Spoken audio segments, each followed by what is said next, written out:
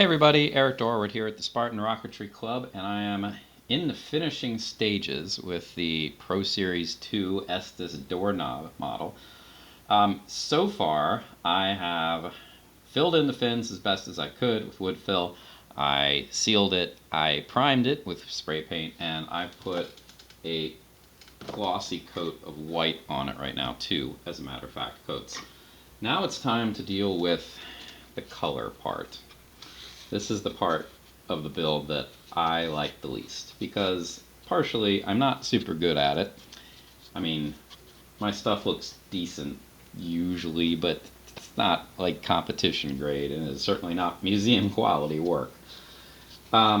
Anyway, so given that this is a scale model, I'm going to do my best to reproduce the rocket as is shown in the diagram here. And the diagram is actually pretty detailed for an Estes model. These ones frequently, well, first of all, it's black and white, which stinks, but what are you going to do? There's at least art on the front of the box, but this is specific enough.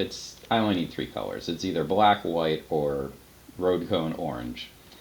Oh, by the way, there is an option apparently for this where you could do a sport look, which is fun, probably easier. It's just blue and white.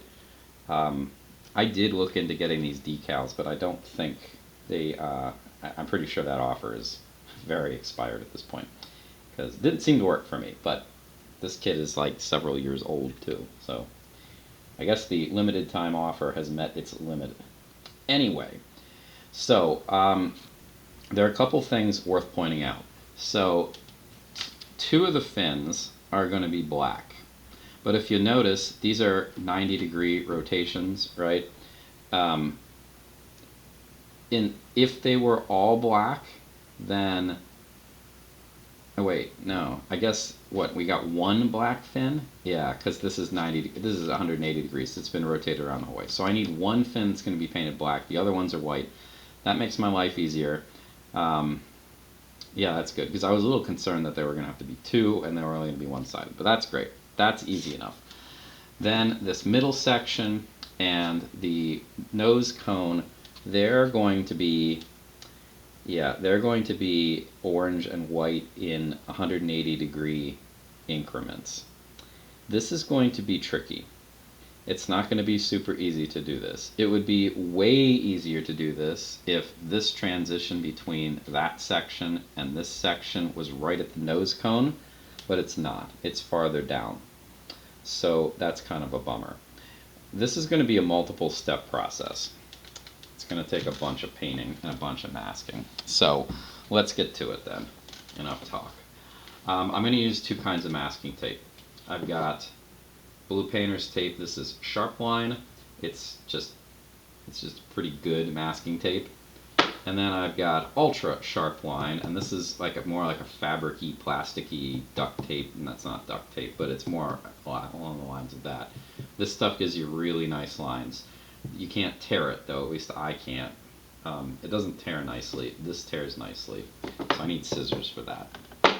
I am going to use this in this one, the Sharp Lines, in one place only, and that is I'm going to tape right around where the fin ends, or begins as you look at it, so right in here. So I'm going to kind of eyeball this, estimate how much tape I'll need, and I'm going to do my best to get this in a nice straight line using the very root of the fin as my guidepost, and that wasn't very straight. So getting this to be perfectly straight, the best way I know to do it is to use the fin as like an anchor point, like this. Because ideally all the tips, right, are going to be in the same spot. So if the tape is going right past them, it should be pretty straight. It's not quite in this case. It was close, but you know, it wasn't bad. I'm going to have to retry this here.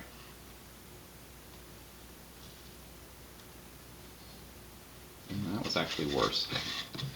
So do your best. You know, it's better to try this a few times. I need to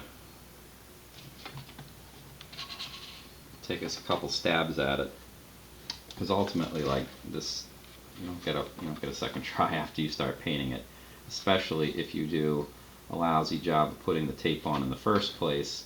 Because what happens if you don't do a particularly good job with the tape, you end up getting glue that seeps in under things, and we really, really don't want that.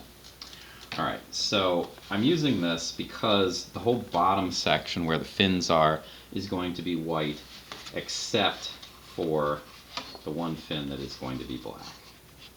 So I'm going to use this to divide off. Now, right here, the section that has the orange and white sections, this is supposed to start at 5 inches, and I know that this is not, where I have this tape, is not going to be 5 inches from the bottom. I know it's going to be farther, and it's like 5.5. Honestly, I can live with that.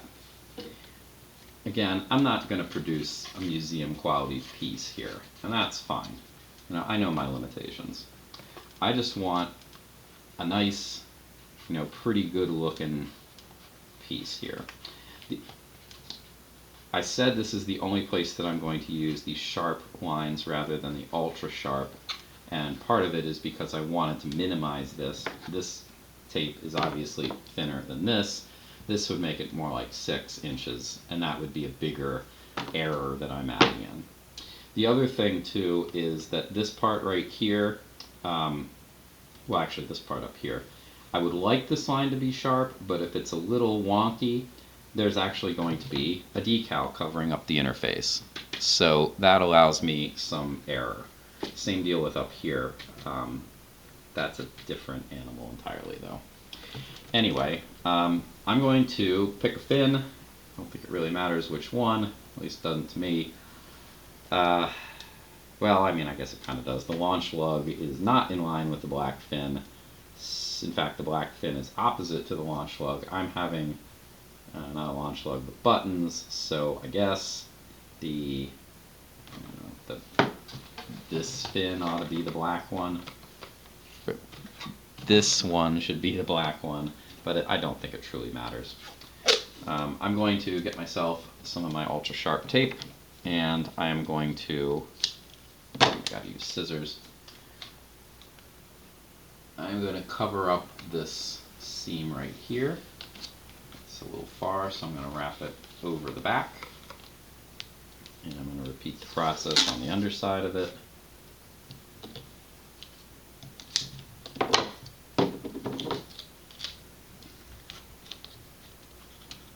Do my best to get the tape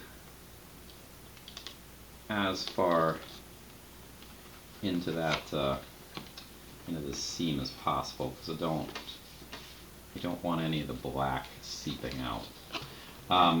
So I think this is probably good enough to protect this. I'm going to paint this part black before I do anything else.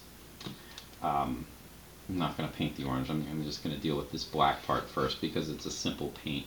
But I'm going to cover this part and this part and this part by wrapping some computer paper around it. So I'm going to do a number like this and tape it down. Same deal with these fins over here. Although, now that I'm saying it, I think I'm going to put another piece of this tape in this seam here just to make it easy, to be extra safe. So let's do that now. This one isn't as important because it's going to get painted on, that's for sure, but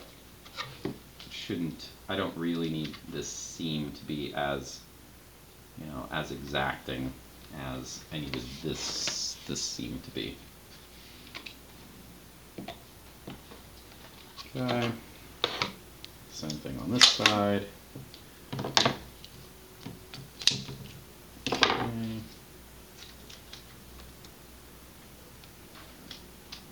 Oop.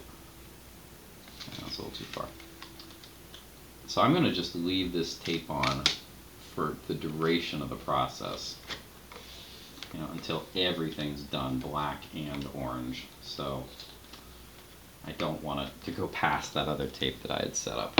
Alright, so this pin's going to be black. It's isolated pretty well. Should be pretty good. Alright, the next thing that I need to do is, referring back to my image here, I need to figure out where this interface is going to be. And I mean, you can add things up here. They've told you 3/4, 3/4, and 19/30 seconds. So, you know what? Metric. Metric would probably be better. I've got 19 millimeters, 19 millimeters, and 15 millimeters. But I also need to know the thickness of these chrome strips. So I do need to fish them out. They're around here somewhere. There we are.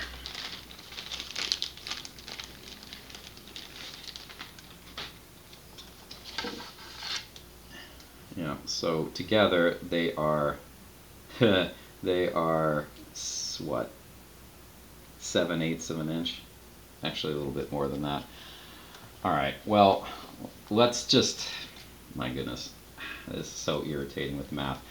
Alright, so 7/8 of an inch, let's say that's what? They're 2.5-ish centimeters in a millimeter, so 25 centimeters. Let's say it's like 22. So 22 and 19 is 30 exactly, and so 45 millimeters. Okay, 45 millimeters is about what? 2.5 inches. Or you could add it up the other way. 3/4 and 3/4 is 1.5. 19/30 seconds. Yeah, that one's just mean. I don't know why somebody felt the need to do that, but I mean, 16/30 seconds is half an inch, so it's a bit more than that. So 2 inches, and then this makes 3, I guess. Yeah, so we'll go with that. 65, I think, centimeters or millimeters, I said. So it should be, I don't know, we'll just eyeball it. And you know, if I have to not follow this precisely, we can deal with that.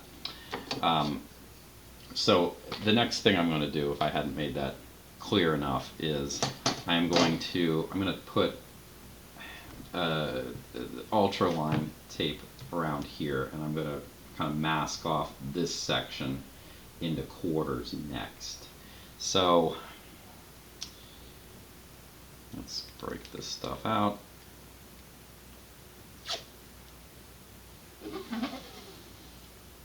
That's probably enough. If it's not, I will add more.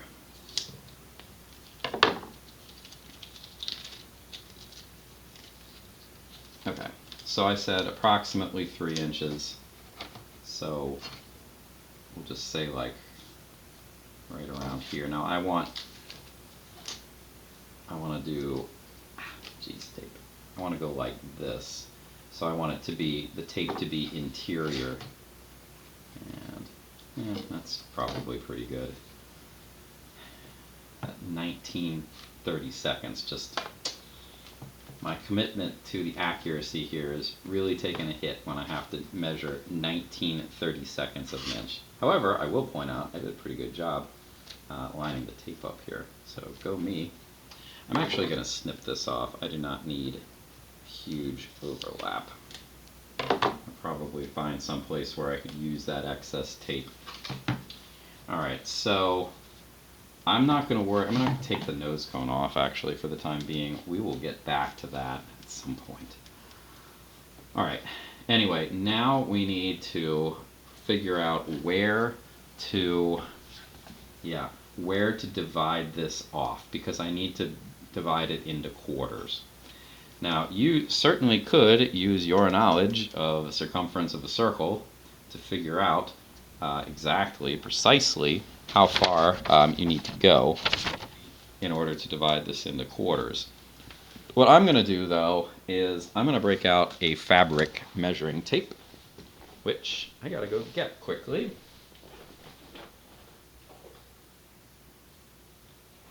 There we are. Yeah, that's not something that usually lives on my workbench here. And of course, you know, a flexible ruler is really necessary when you're doing anything that involves circles. So I'm just going to measure around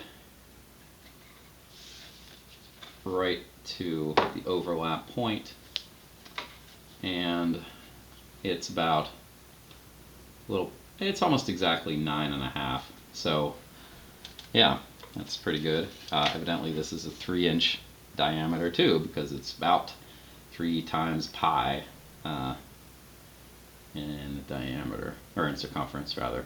So I need to divide that by 4.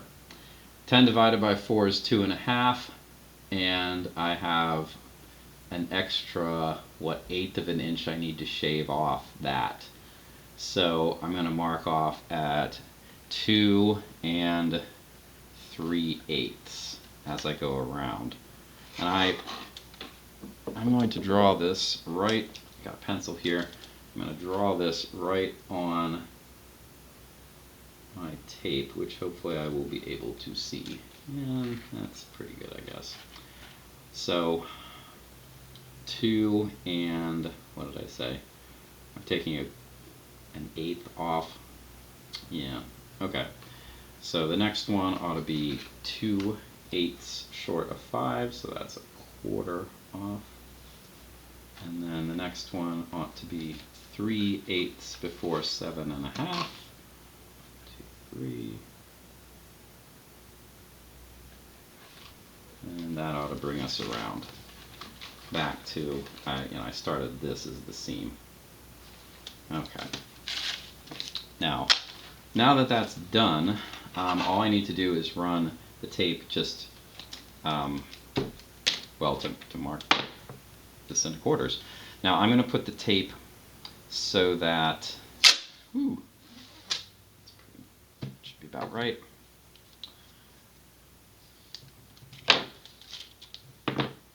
Alright, so I'm going to run it just down like this, and this is going to be masking off.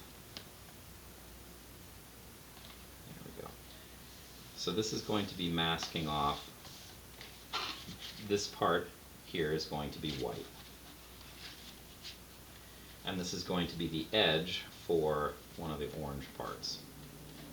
Now if you really wanted to do this well, you could have also measured around this side and made sure the lines connect. But getting this to be a straight line is not generally something I found to be particularly difficult. So, again, I'm not trying to produce a showpiece here. I just want it to look pretty good before it gets, dinged up through flying. Anyway, so the second one here, I'm going to use this mark that I made. This is, again, I'm masking off the white part. Move it up a little bit.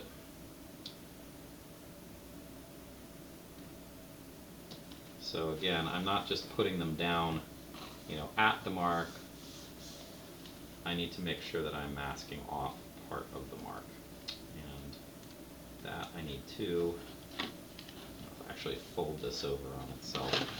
This is the black fin, the fin that will be black. So I can't have any tape on that. Alright, so this is one of my white sections, and now I should have 2 more pieces of tape to finish masking off the other white section. And that should be ready for the first 2 parts of painting.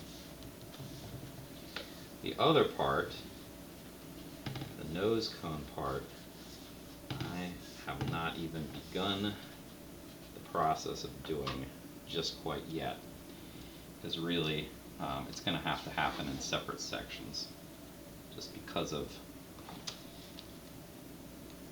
how convoluted this whole thing is going to end up being. Alright, last little bit. Again, this time I'm going on this side of the line. That's not straight.